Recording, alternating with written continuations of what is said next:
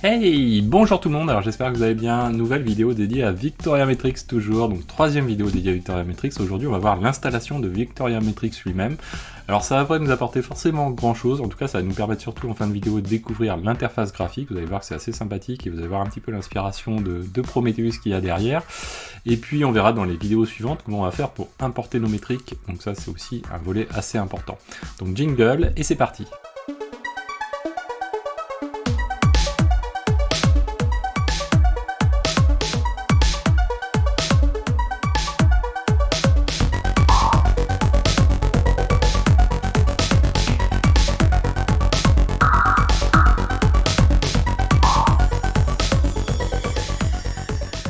Alors c'est parti, on va redémarrer tranquillement, donc je vais me réduire comme ceci, hop, c'est pas forcément important de me voir. Donc on est parti sur la troisième vidéo, donc j'ai juste une VM, elle s'appelle Vic1, je vais me mettre en route dessus, et on va se lancer. Donc pour ça, vous avez le lien dans la description de la vidéo vers le dépôt Victoria Matrix, troisième répertoire, le 03, donc vous retrouvez installation Victoria Matrix et de Grafana aussi. Donc, on va dérouler le slide.md qu'on retrouve ici. Et derrière, donc qu'est-ce qu'on va commencer par faire? On va commencer par créer le groupe Victoria Matrix. Donc au niveau système, on se met en place pour faire ce qu'on a à faire. L'objectif c'est de lancer le service systemd avec Victoria Matrix à la fin. Vous allez voir que c'est très très simple. Groupe add de type système, donc on veut un groupe de type système et un user de type système avec un bash de type shell de type noLogin à but de langage, et on l'associe au groupe Victoria Matrix puisque aussi ce user s'appelle Victoria Matrix. Ensuite, on va créer l'endroit où il va stocker ses données. Donc c'est là où il peut y avoir des choix un petit peu suivant les partitions, suivant les disques. Si on veut des disques à plateau, SSD, etc. Donc voilà, ça peut être quelque chose qui est intéressant, surtout que Victoria Matrix, on l'a dit, c'est quelque chose qui est assez performant, y compris sur disques à plateau ou sur des choses plus legacy, en tout cas d'autres, du matériel qui peut dater un petit peu. Changement du owner, donc Victoria Matrix, groupe Victoria Matrix sur varlib Victoria Matrix. Et ensuite, donc on va s'installer l'archive en question Victoria Matrix. Alors bien sûr, on verra ça, je pense, dans 2-3 vidéos, la compilation de tout ça avec la constitution du vagrant file et faire en sorte qu'on fait un vagrant up, et à la fin on a un Victoria Matrix, ensuite donc le VM agent qui va nous permettre de collecter les métriques, et puis également donc des machines target avec Node Exporter. Donc là nous on va télécharger, vous voyez, Victoria Matrix Linux. Alors attention dans les téléchargements, je sais qu'il y a différents paquets disponibles, ils sont pas tous constitués de la même chose.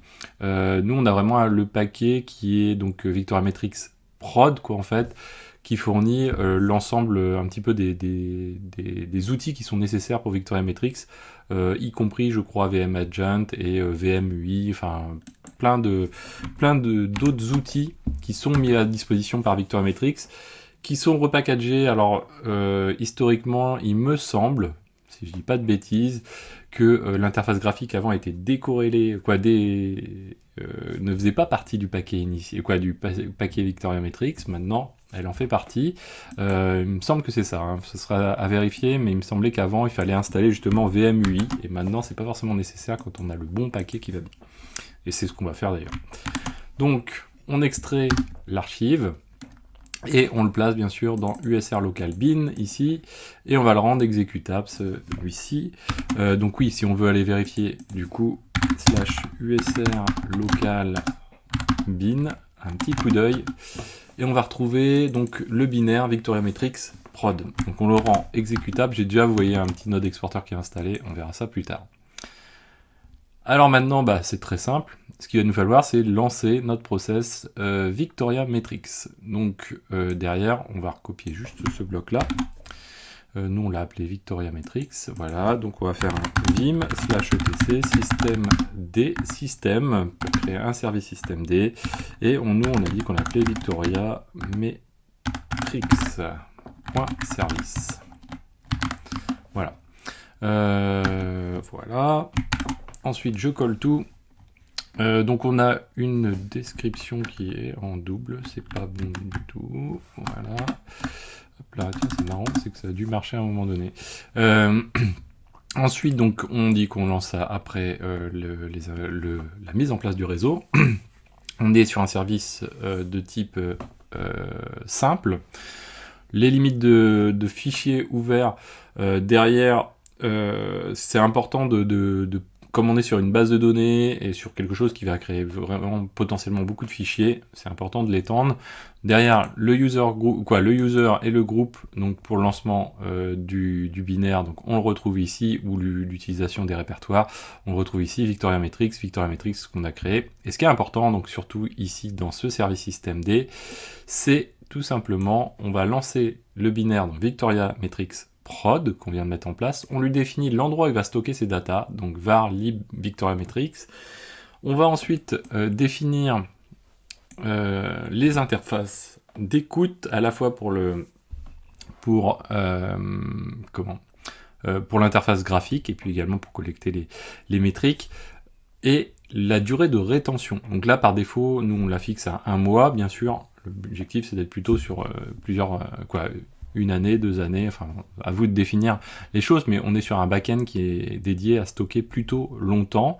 Il n'y a pas de fichier configuration spécifiquement, puisque finalement Victoria Matrix c'est quelque chose qu'on lance comme ça, en mode single tel qu'on est, hein, donc on est en mode où on bénéficie pas pour l'instant des microservices, donc de la décorrélation entre par exemple les selects, l'insertion, les écritures. Donc là on est sur vraiment un binaire qui fait tout en un seul tenant, et on ne cherche pas à splitter les microservices pour éventuellement scaler plus les uns que les autres. On reverra ça un petit peu plus tard, ces notions-là.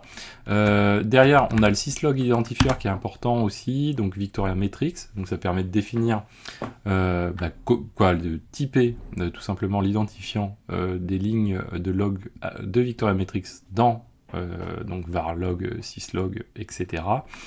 Restart toujours, private temp, etc. Ça c'est des petits éléments de sécurité que j'avais récupérés au passage. Donc là avec ça on est pas mal. On peut d'ores et déjà le lancer de toute façon. Donc on va le starter, le restarter, peu importe là en l'état. Voilà, on va faire un status. Voilà. Et on va faire un enable de ceci. Voilà. Donc là, en l'état actuel, pour l'instant, on n'a pas Grafana. On va essayer de se lancer un petit Firefox. Voilà. Toc, toc, toc. Donc c'est le 8443. Alors est-ce que j'ai... Non, c'était... Alors je confonds. Hop, on va le retrouver ici. Voilà, 8428. Pourquoi je suis parti 8428. Est-ce que j'ai encore... Je l'ai ici.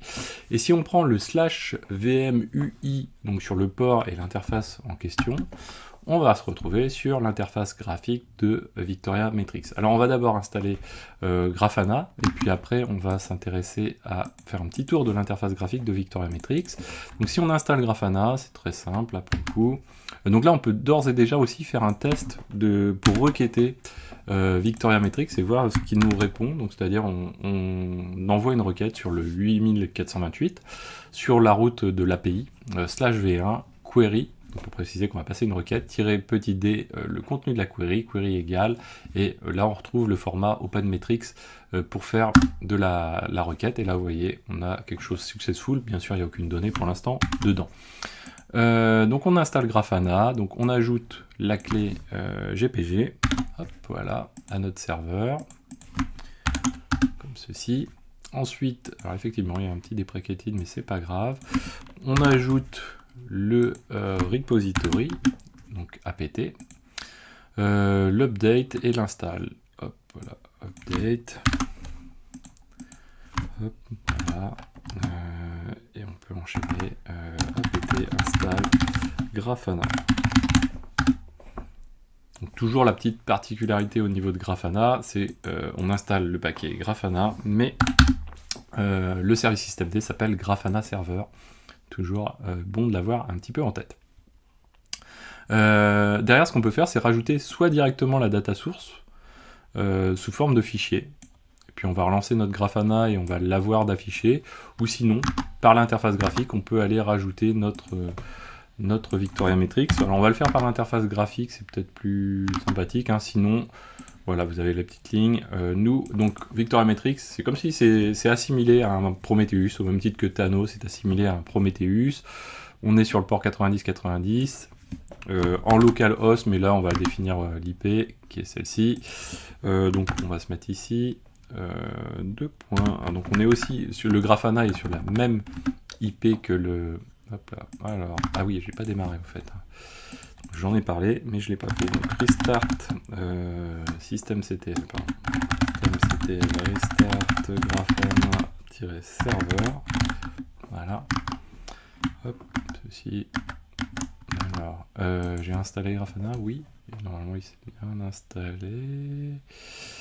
Tiens, il est intéressant, lui.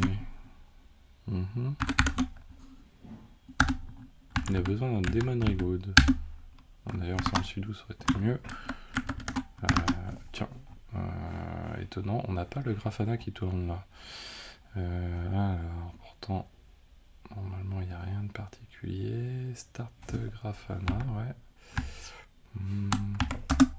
On va regarder.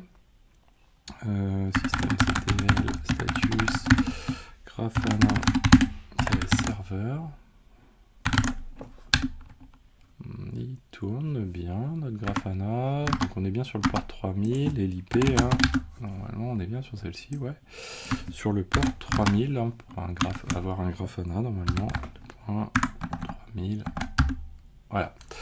Je sais pas, peut-être ah ouais, sûrement un petit laps de temps quand même pour Grafana. On skip, voilà, donc ok. Et maintenant, on va rajouter la data source. Donc on va dans hop là, confondu, hop là, sur la nouvelle interface, data source, voilà, donc connexion, donc on peut aller sur data source, add data source, ça revient au même de mémoire à add new connection. Ici on va choisir, où est-ce qu'il est notre Prometheus, le logo que je vais, non ça c'est Alert Manager. Bon, on va le taper. Voilà, on Prometheus ici, pardon. Donc il est en localhost, mais on va quand même lui mettre sa petite IP. Nous, on sait qu'il écoute. De toute façon, on avait mis 0.0.0, donc on écoute sur toutes les interfaces sur le 84.28. Donc voilà, et on va faire juste. Donc on peut le nommer ici Victoria Matrix, comme ceci. Et on peut le tester. Ici, donc là vous voyez qu'il y a de plus en plus d'options, c'est les paramètres par défaut qui permettent à Grafana de directement mieux se configurer quand on va utiliser les intervalles de temps, ce genre de choses. Donc ça c'est assez sympa. On peut même préciser une spécification de back-end, vous voyez, si on est vraiment sur un Prometheus type exactement, ou sur d'autres éléments, type Cortex, Mimir, etc. Donc save and test, donc là il a testé, pas de souci.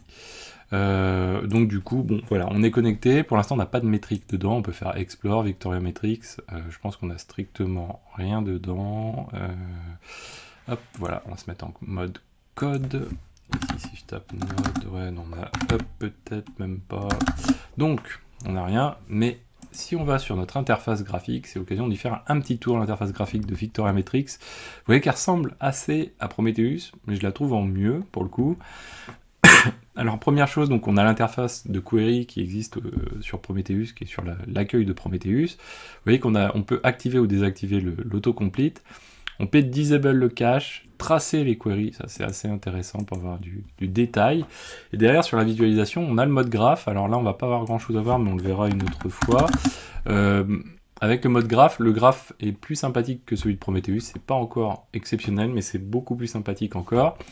On a le JSON qui permet de sortir le résultat sous forme de JSON et la table qu'on retrouve un petit peu le pendant avec Prometheus. On peut rajouter des queries, les empiler les unes sur les autres ici à droite. Ensuite, donc on peut aller explorer les métriques. Donc là, c'est un mode de filtrage en fonction de choses de base qu'on retrouvait déjà dans Prometheus, mais qui ne permettait pas de faire ce type de filtrage si ce n'est que de le faire à la main. c'est-à-dire sur le nom du job, sur le nom des instances, donc c'est des standards, et derrière sur les tailles de graphes potentiellement, et quelles métriques exactement. Donc au fur et à mesure qu'on sélectionne, on va pouvoir retrouver les métriques qui sont attenantes. Donc vous voyez déjà, il y a le côté dynamique qui n'est pas forcément hyper évident à retrouver dans Prometheus, notamment, voilà, derrière on imagine que derrière il faut un peu de metadata, un peu de cache aussi, pour éviter d'embêter trop la base de données. Ensuite, quelque chose qui est très très sympathique, c'est dans Explore Cardinality. C'est un phénomène, donc on l'a vu dans la deuxième vidéo, les définitions, la cardinalité c'est quelque chose d'extrêmement important, c'est ce qui fait que vos requêtes vont vite ou pas, c'est ce qui fait que vous dépensez beaucoup de ressources ou pas, et donc ça va permettre d'avoir un autre regard sur les métriques avec quelque chose qui est vraiment dédié à cette analyse-là, et ça c'est vraiment quelque chose qui est sympa. On peut retrouver le format table, le format graphe aussi sur l'évolution, donc ça c'est vraiment extrêmement cool, et c'est quelque chose que vous ne retrouvez pas dans Prometheus, que vous ne retrouvez pas non plus avec Thanos. Prometheus fournit quelques petites informations concernant les cardinalités. Vous pouvez potentiellement en ressortir quelques-unes avec des top K bien placés, donc des requêtes top K bien placées. Néanmoins, c'est quand même extrêmement délicat à manœuvrer, et surtout d'avoir une réponse aussi également. Donc ça c'est vraiment top. Et derrière, il y a le top queries. Donc vous allez retrouver les requêtes qui sont le plus exécutées. Vous voyez qu'ici, on retrouve le job étoile, par exemple, qui a été exécuté une fois, donc celui qu'on a lancé tout à l'heure avec le curl. Et vous voyez que ça va se mettre à jour directement. Et on va retrouver les requêtes les plus lourdes, vous voyez, donc celles qui vont commencer à composer, à nécessiter plus de ressources. Derrière, donc, on va passer directement à Dashboard, pas à Tools, mais à Dashboard. Et dans Dashboard, là aussi, vous avez quelque chose qui est très très sympathique. C'est-à-dire que par job, donc les jobs qui regroupent un ensemble de cibles, de targets avec des éléments à récupérer de ce target, eh bien, on va retrouver une analyse par job en mode graphique du CPU consommé, de la RAM consommée, du disque en lecture, du disque en écriture. Et ça, c'est quelque chose de fondamental en matière de time series ou en matière de base de données d'une manière plus générale, mais ça n'existait pas sur Prometheus, sur Thanos ou autre. En tout cas, il fallait vraiment creuser, prendre sa pelle et sa pioche, et c'était assez délicat à faire. Là, on a tout ce qu'il faut tout de suite. Au passage, dès lors qu'on a des graphes ou des tableaux, vous voyez qu'on peut définir les échelles de temps un peu à mode Grafana, c'est-à-dire le pas de temps, donc le step, qu'on retrouve ici, et puis également la durée, donc là on est sur les 30 dernières minutes par exemple. Et puis au-delà de ça, encore plus loin, le Trace Analyzer, donc lui il va permettre de récupérer des fichiers de traces, suivant des standards, et de le charger ici pour pouvoir visualiser les traces. Et ça peut être assez cool également pour débugger assez facilement les choses. Et encore, donc vous pouvez retrouver aussi des templates, donc ça va vous permettre de travailler, retravailler en fait les requêtes, et travailler notamment avec le with expression. Vous avez des documentations ici qui permettent de l'expliquer, vous avez un lien également vers la documentation, on verra certainement ça un petit peu plus tard. Donc vraiment quelque chose d'assez abouti, et on a le metric relabel debug. Et effectivement, ça c'est quelque chose qui dans Prometheus n'était pas marrant du tout, c'était quand on faisait des relabels, est-ce que finalement, pourquoi je ne la retrouvais pas à la fin, pourquoi je pensais avoir bien défini les choses, mais je capturais pas le bon label, je le renommais pas comme il fallait, etc. Là, on va retrouver des éléments, on va pouvoir simuler les choses, et c'est vraiment assez sympathique. Voilà, donc Victoria Metrics, vous avez aussi ici les settings, vous allez pouvoir changer aussi quelques petits paramètres assez sympathiques. Ici, par exemple, vous allez pouvoir retrouver, tiens c'est marrant, il répond aussi sur Prometheus, la time zone bien sûr. Vous pouvez retrouver, donc, alors je sais plus, le table, ça doit être le table max, table max ou quelque chose comme ça, le JSON et le nombre de graphes. Vous avez le thème suivant, vous souhaitez du light, du dark, du système, donc qui s'adapte directement. Donc vous voyez quand même c'est relativement abouti par rapport à ce qu'on connaissait par exemple sur Prometheus. Vous avez les raccourcis clavier aussi que vous allez pouvoir utiliser, ça aussi c'est quelque chose qui est très très sympathique, et les petits liens utiles en dessous pour rebondir directement sur la documentation. Donc vous voyez, franchement, Victoria Metrics, un très très bel outil pour compléter, hein, je vous l'avais dit, hein, le but c'était de compléter Prometheus, faire mieux que Prometheus et Thanos, ou en tout cas le back-end associé. Là, on a quelque chose qui est vraiment très très pratique. J'espère que cette vidéo vous a plu, n'hésitez pas à la partager, à mettre des pouces bleus, à commenter, à vous abonner, cliquez sur rejoindre pour soutenir mon travail, soutenir la chaîne, parce que voilà, c'est beaucoup d'heures d'investi autour de tout ça, beaucoup de choses à la fois, alors préparation de vidéos, mais surtout beaucoup de docs lus et plein de choses comme ça. Voilà, moi je vous dis à très bientôt sur Xavki, ciao à tous.